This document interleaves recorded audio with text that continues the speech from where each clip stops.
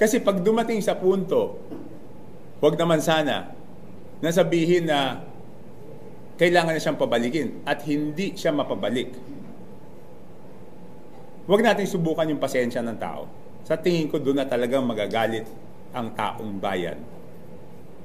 At baka doon na sila magduda sa sinseridad ng investigasyon. Kaya nga, sinasabi ko, doon sa DFA, may kapangyarihan naman silang kansilahin yung passport eh.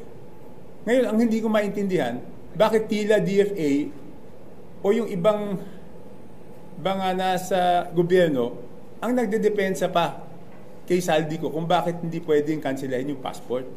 Di ba dapat kansilahin nyo, tapos pabayaan yung abogado niyang questionin sa korte yung pagkansila. Bakit parang tila baga, sila pa nag-aabogado? May legal na proseso naman eh. Function nila yun. Function nila yun eh.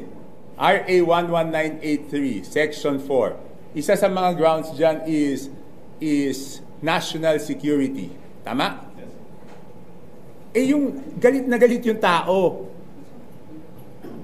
Siguro naman mag-agree tayo na galit ng tao. May mga mass movements. Itong mass movements na to, pwedeng samantalahin ng masamang elemento para ma-destabilize yung gobyerno. Hindi pa ba national security issue yan? Hindi pa ba yan pasok doon? So sa DFA, hindi pa ba pasok yan? So bakit hindi nyo kanselahin? Tapos bahala na yung abogado niya mag-question. Pero hindi naman napahagingan ng ICI yan.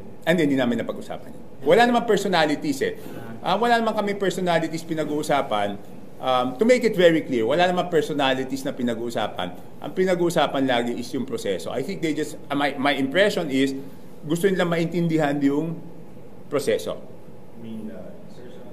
Yung buong proseso, paano nagsisimula, paano yung mga posibleng, siyempre naman sila nag-iimbestiga, hindi naman na i-disclose sa akin kung ano yung hinahanap na ebidensya, di ba?